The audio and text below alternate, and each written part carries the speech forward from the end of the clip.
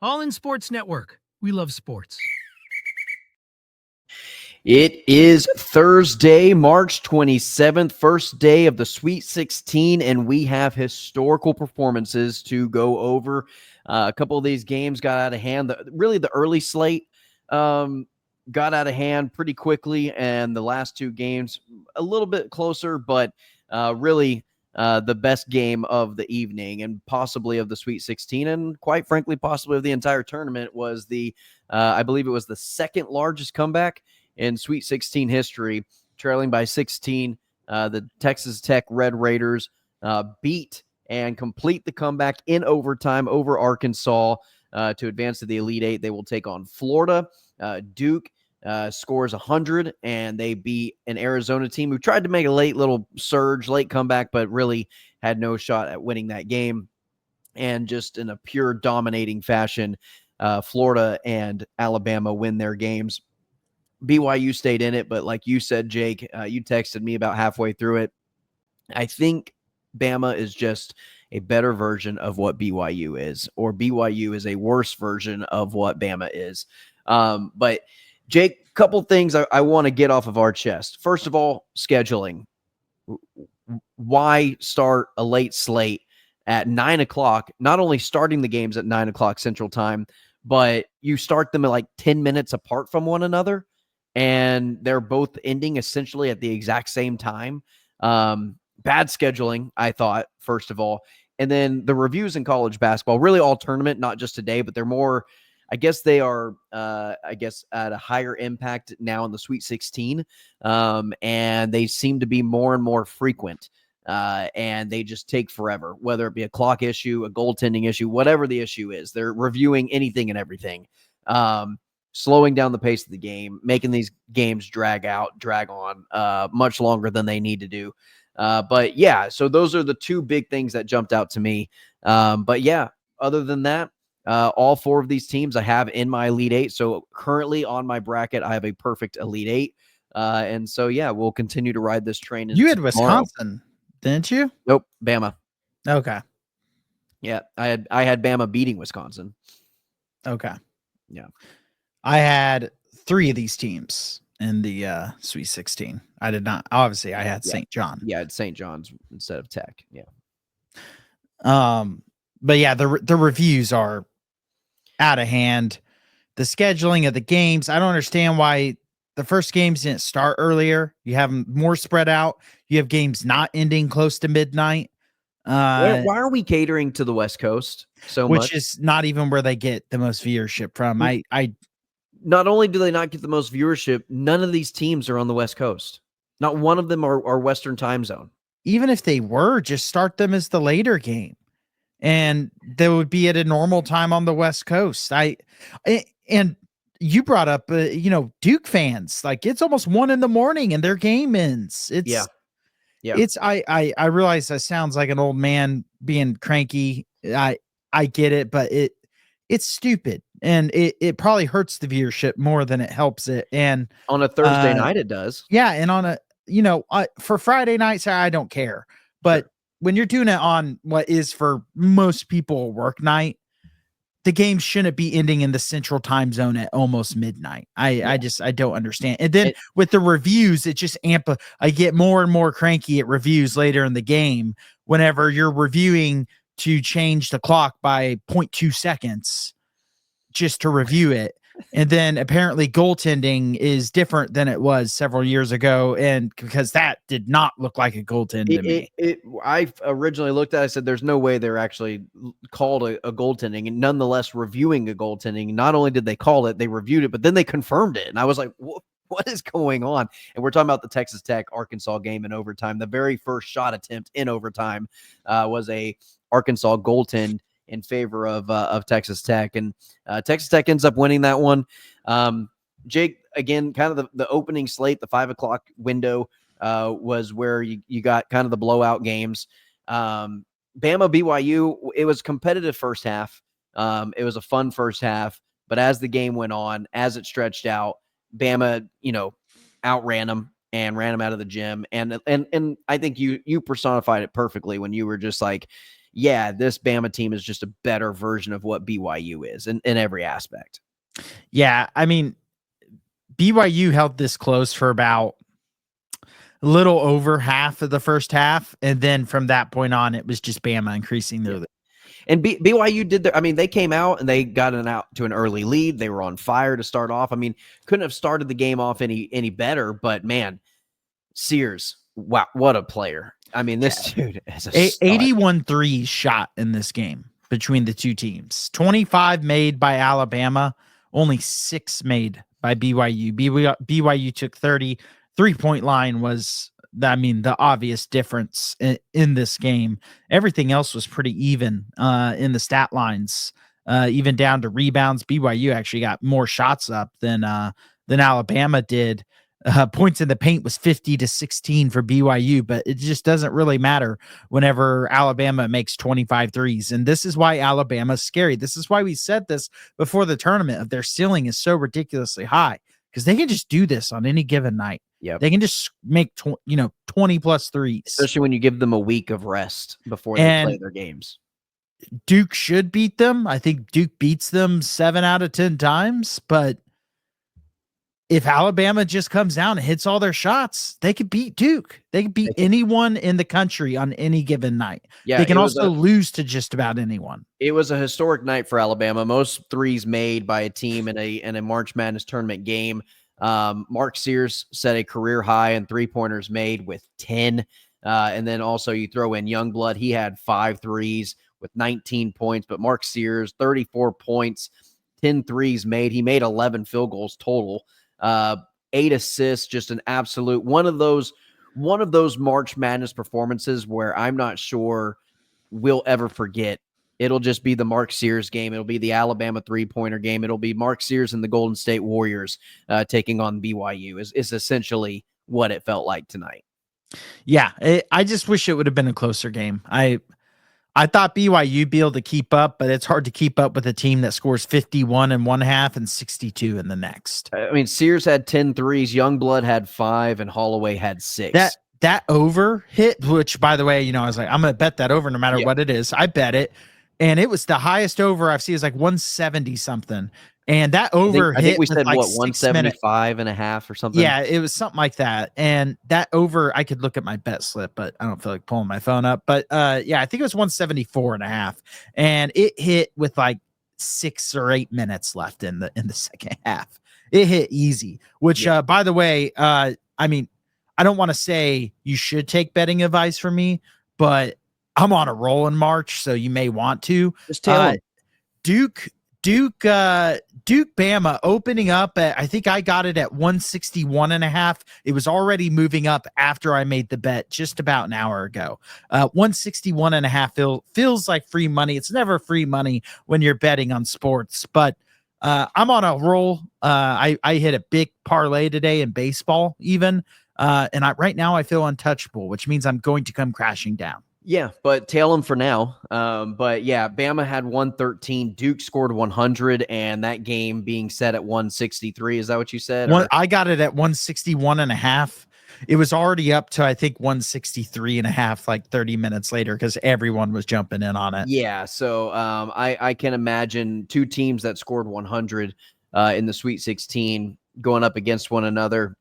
It's already up to 172 and a half, and I got it at 161 and a half. Yeah, like you said, an hour ago. That's you got free money essentially. That is a crazy swing in less than an hour, an 11-point swing on an over under.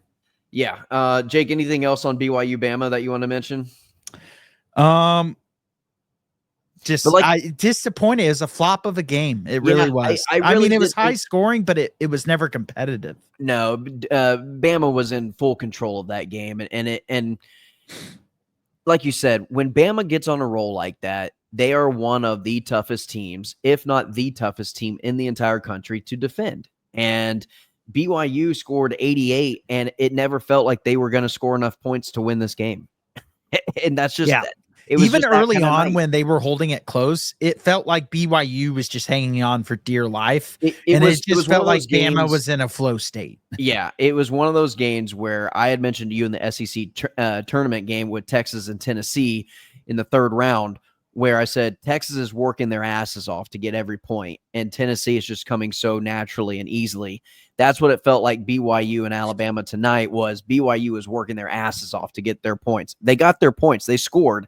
But for Bama, it was just like routine practice basketball, and they were just hitting everything.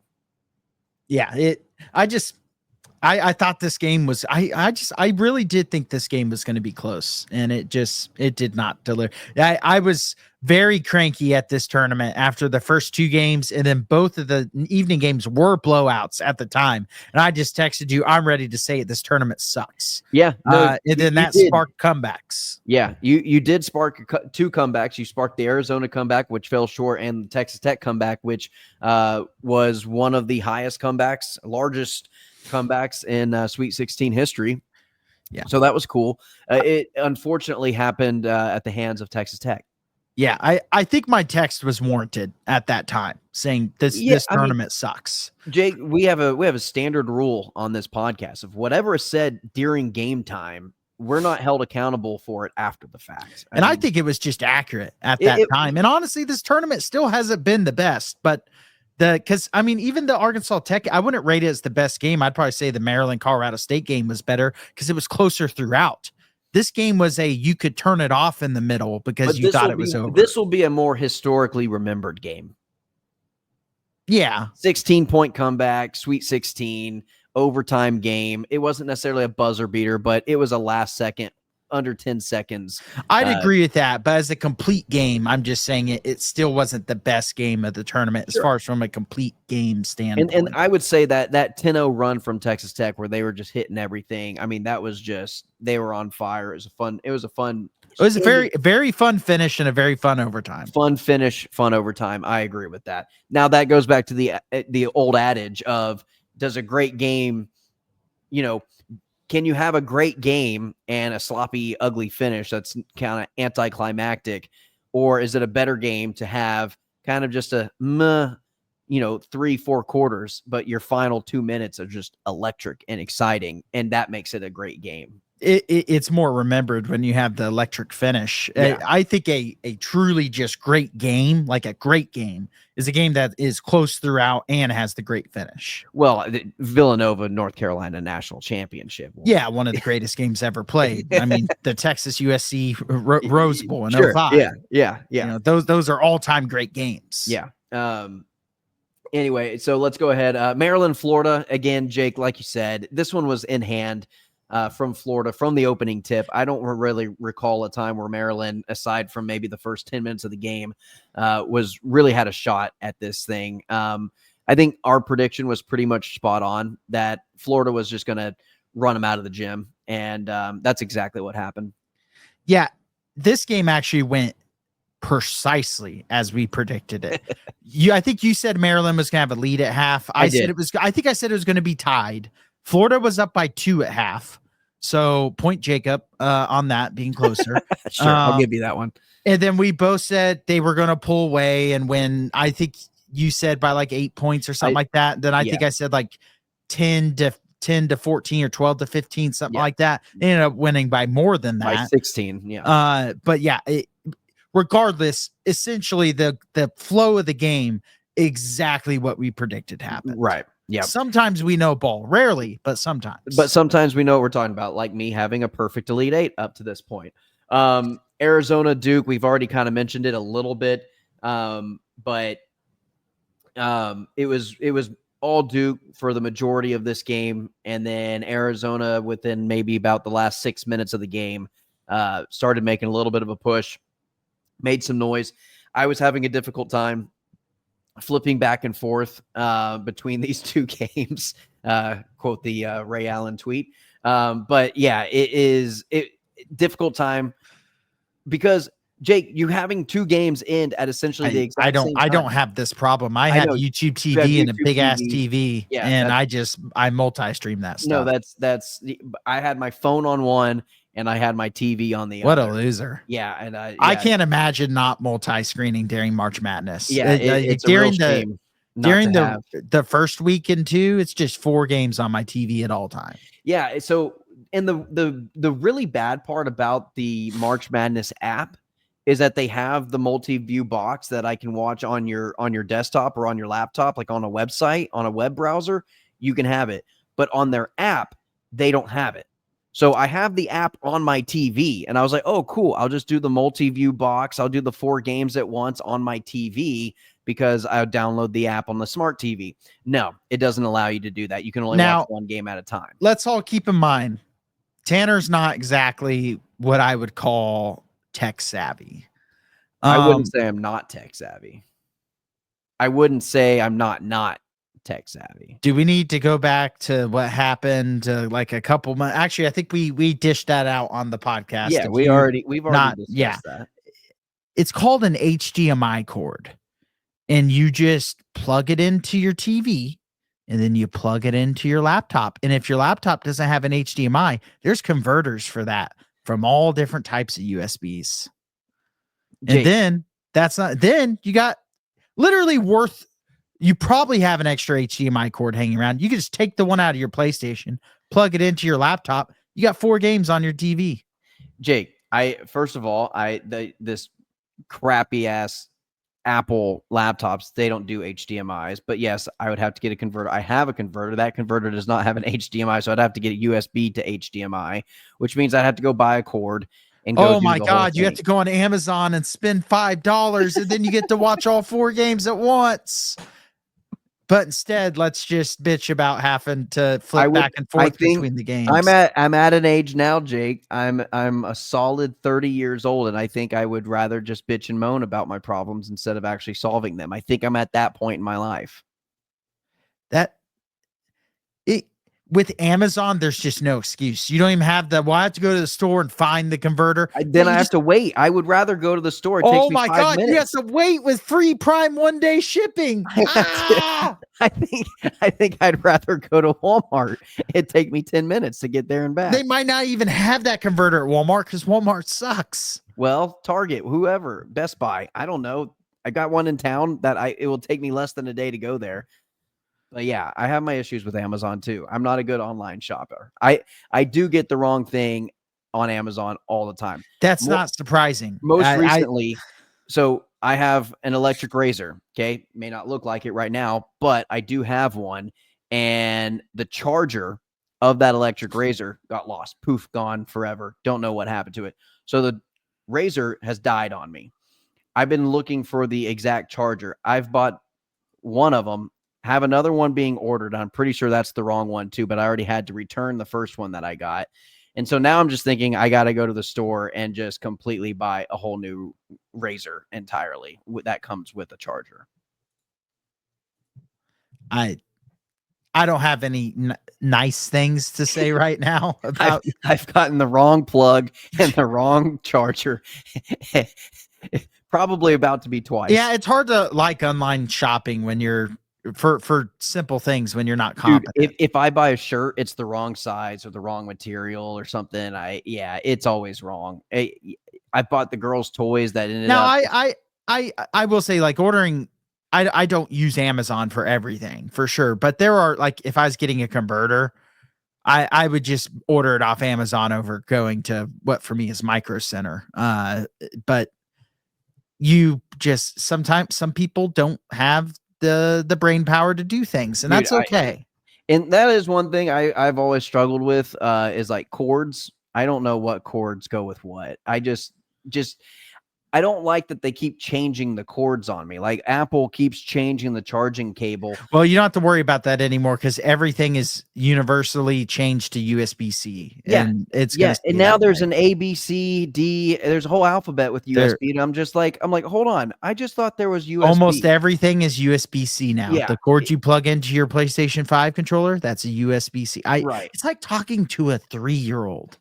I know it's not. It's like talking to somebody who is stuck in 2012 is more what it's like. You would think that you're like 50, not 30. I haven't progressed in my technology since like 2015. I think that was like where I tapped out. It was like I haven't gone above that level.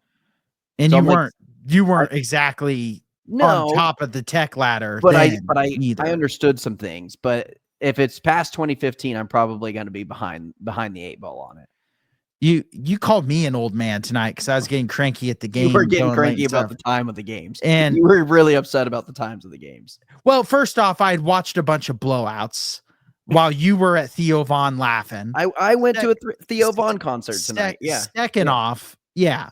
So first off, yeah, you're in a good mood. Yeah, you just watched a comedy show. I watched crappy basketball games. And third off, I've worked a crap ton this week already. So yeah, I wasn't exactly excited. Theo Von was fantastic, by the way. Great I'm show. so happy for you. If you get an opportunity, anybody listening to get a chance to go see a Theo Von show, go see it. I think we're seeing on the comedy note real quick. I think we're seeing Stravos on April 10th. Ooh, Stavi. Nice. Yeah, he's coming down to Kansas City on April 10th, which is on a Thursday. So quick side note, I know this whole episode's been side note because the basketball just wasn't great tonight. So aside from the Texas Tech Arkansas game, which I'm sure we'll get into here shortly, but I think I'm at a point now where I would rather go pay $60 for a 3 to 4 hour comedy show with openers and then your headliner from 7 to 10. I think I'd rather pay for that than pay $500 to go see, a halfway decent band perform a musical concert that I can't even hardly hear the lyrics because the music is just, the instruments are so loud, or the dubbed over song choices are just so loud. I think I would rather spend my time buying a comedy show than I would an actual band concert. Yeah, it depends. There's bands that I follow that I like where it's not that price, but like the top bands that are on their big tours, those are not really and worth they just it play anymore. their album. They just play their album over the speaker and they just sing over it. And it's like, okay, that's not what I want. But there's certain bands that I've seen live that I love seeing live. Like Shinedown is one that comes to mind right off the top of the dome, that they are awesome in concert. So anytime but they're also, you're going to pay similar to what you'd pay for a good comedy show to go. But yeah, comedy shows are elite right now to go to. They're completely worth it. I mean, to go see Theo Von is probably a B plus lister right now.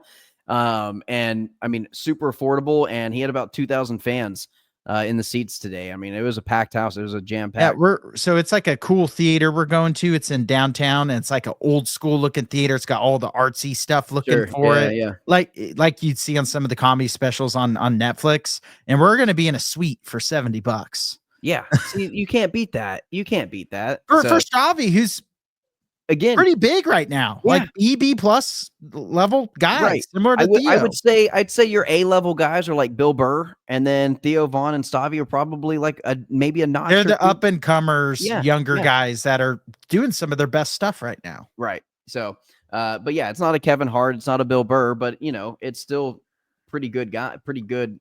Even those are pretty cheap because they play in the bigger arenas. We saw Burt Kreischer at T-Mobile a year ago, and it was like $50. Yeah, it's so affordable to go see these guys. All right, so that was our Duke Arizona talk, and Texas Tech and Arkansas, Jake. Obviously one of the games of the tournament, game of the night for sure. If you're going to put Colorado State and Maryland over this game, I'm not going to argue a single second of it. However, Red Raiders come back in a big way. They beat Arizona, advanced to the Elite Eight. And it was, really on the backs of the last 10 minutes of this game from Anderson and from Williams. Also, Toppin had a really good game as well. 3 players with 20 points. Anderson with 22, Toppin with 20. He also had 9 rebounds on the game as well. And then Williams also had 20 points. Yeah, Toppin defensively too. He had 5 blocks in this game. He was a menace in the paint. Yeah. He was a guy that I really wanted Texas to get out of the portal. And Tech put a lot of money into basketball for the portal, and it's paid off. They're in the Elite Eight. Put a lot of money in football too. Well, yeah, but we know how that went. And maybe they're better off just becoming a basketball school. Yeah. They probably are, because first off, they actually have success. I'd actually put Texas Tech, their basketball program, head and shoulders above their football program. Oh, yeah. It's not even close, but they still try to think of themselves as a football school is the problem. When really they're more of a JUCO football level. And then basketball, they've been really good. I mean, they've been better than Texas in our lifetimes as far as success. I mean, they've made Final Fours, national championships, and Yeah. Now another Elite Eight to go on top of that. But yeah, they were dead in the water in this game, though. I thought this game was over. I just full screen Duke, Arizona, hoping just watching Cooper Flag was fun. And at that point, I was just waiting for you because He had a cool buzzer beater. Yeah. That little 6-point 30-second run by Duke kind of won them that game almost. But yeah, for this game, Arkansas had a big lead. They just kind of choked it. They took some stupid shots. They probably went a little bit faster. The time. That's what I was about to say is they didn't go fast they didn't go slow enough. They went too fast. Yeah. At times. Sometimes you got to realize you're up by 16, running the clock, even if you miss a shot at the end of the shot clock. In college basketball, that's a lot of time off the clock. It's almost like taking another possession away from your opponent if you take enough time off the shot clock. It's half a minute off the clock. Yeah. That's a lifetime in these games. And if Arkansas just did some basic things, they win this game. But that's on Calipari. Yeah, that is on Calipari. And if you're a Kentucky fan, you're hoping you win tomorrow, and you'd be like, "See, that's why." Yeah. And there's a point to it with some of it. Sometimes his in-game, his situational coaching is questionable. Yeah, and I thought it for a while. And I thought it was in this game because you gotta. As soon as you see you're going too fast and the lead goes from 16 to 12 in a minute, you go, this shouldn't be possible to happen because we could run a minute off the clock in 2 possessions. Yeah. And maybe get a bucket at the end. If we don't, it's still a minute off the clock. You call a timeout at that point, go, guys, we got to take our time on offense. It doesn't necessarily mean just sit at half court and wait till 8 seconds. Just run your offense, move the ball. If you get a wide open drive to the lane, take it. But if you get an open 3, unless you're a really good 3-point shooter, maybe you don't take it. And you wait for a better shot, or you just run more time off the clock. Because when you have a 16-point lead like they did in this game, that's all you got to do to win it. And they failed. Yeah.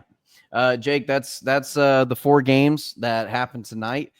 Tomorrow night, you got Ole Miss and Michigan at the 6:00 time. Kentucky Michigan and State, Tennessee. right?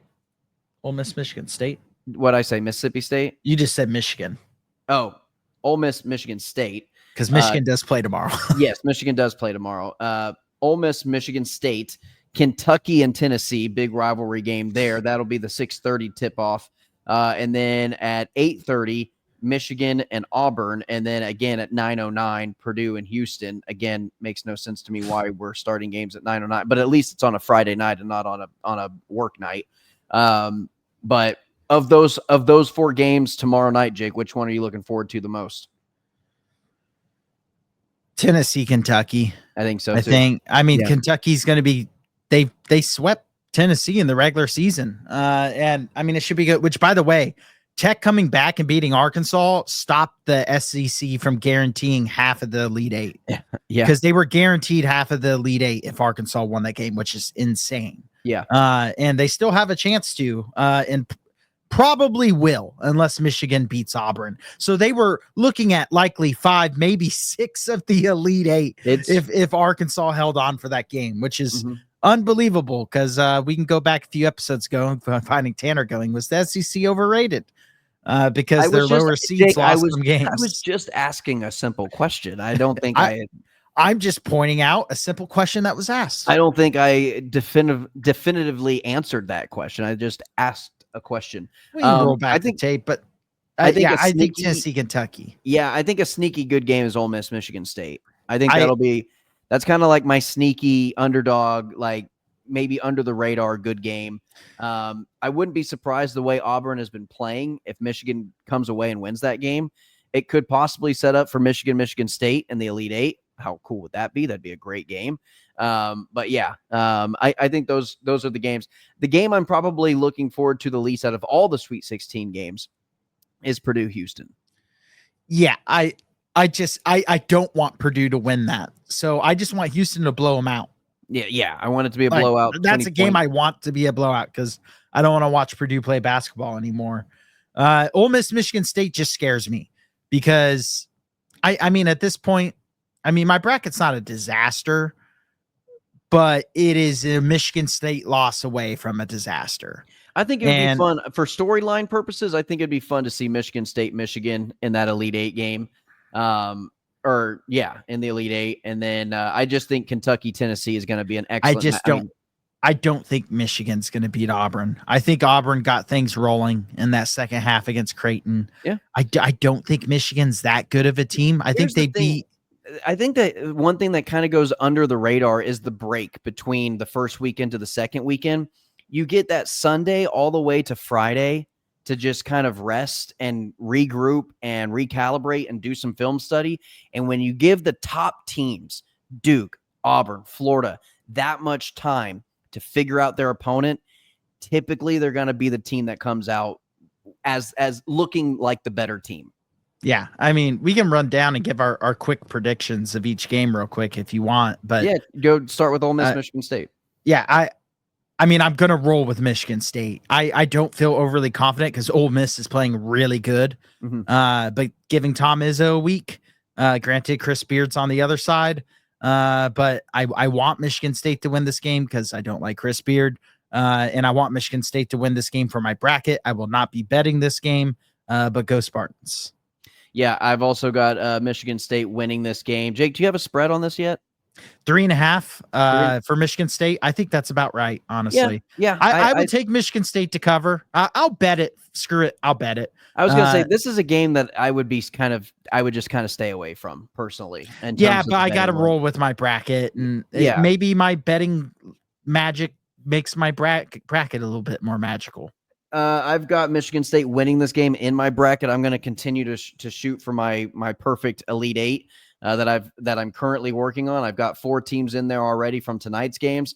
I've got Michigan State winning this game in my bracket, not against Ole Miss, but this game. And so, I'll take Michigan State.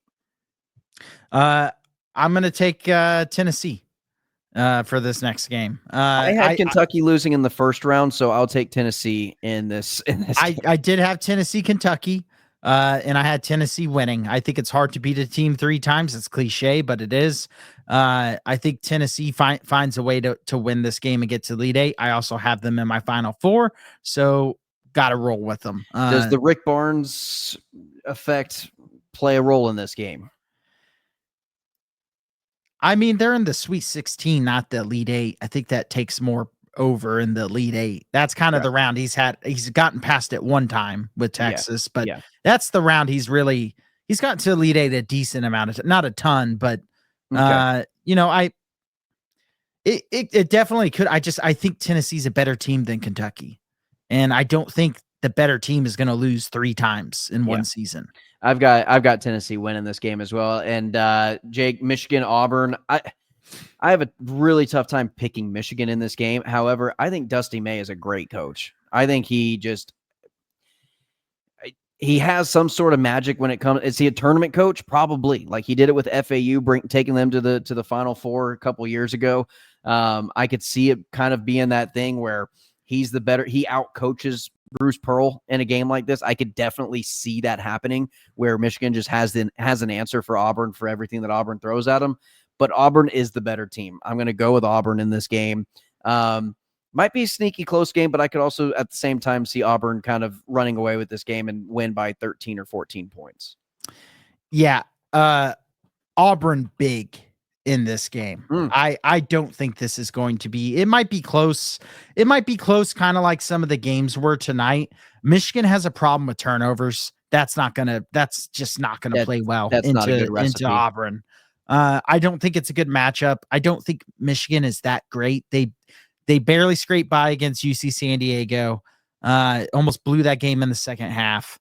And beat A&M. They had to come back from like 12 points down or 14 points down. Yeah, they had to come back from down against A&M in a game that A&M was controlling, and quite frankly, beating Buzz Williams and A&M in the tournament is not that big of an accomplishment. And so, I don't believe in this Michigan team. I could end up looking wrong, but I think Auburn rolls in this game by 15 to 20 points. Houston, Purdue, Jake, just based on so before we're both picking Houston in this game. I'll just blow that game out of the water. But the press conference that I sent you with Matt Painter and him just kind of breaking down the offense and the strategy of what Purdue was trying to do in their round of 32 game. Brilliant. If you haven't seen it, go see it now. YouTube, Matt Painter post-game interview following the who did they beat last round, Jake? McNeese. And he just kind of breaks down of what they were trying to do and how they beat them, and used all the basketball terminology. It was complete coach speak, but not like media coach speak. It was like film room coach speak, coming up with a game plan, and it was brilliant to watch. And so absolutely love that post game interview that he had. But yeah, with all that being said, Houston big. Yeah, I think Houston played a better team in the second round in Gonzaga. For sure. I mean, if Houston just comes out and doesn't shoot well, which does happen sometimes, maybe it's a close game. I think Houston, they're just one of those teams that's really hard to pick against when you think they are for sure the better team. And I think they are for sure the better team. And that makes it really hard to pick against them because the effort and the speed and the physicality that they play with is really hard to match, especially for a full game. I think Purdue will probably keep it close for a while in the first half, be like a lot of the games in the tournament so far. Be close for a little while, then Houston will pull away. Yeah. All right, well, that's going to do it, Jake. We'll be back tomorrow following the games. It'll probably be around this time, considering the late start times. But we'll be back Friday night. And, hopefully we have some good games. We did have good games. We had a really good game tonight. The other games, Bama had a historic shooting night, which was fun to watch. We had some individual performers that were really fun to watch. But in terms of the actual games coming down to the wire, Texas Tech and Arkansas take the cake for tonight in historic fashion. But for Jake Jimerson, I'm Tanner Carlson. You've been listening to your daily fix for all things Texas Longhorns right here on All In Horns, brought to you by Rogue Sports Network. And as always, ladies and gentlemen, welcome. All in Sports Network. We love sports.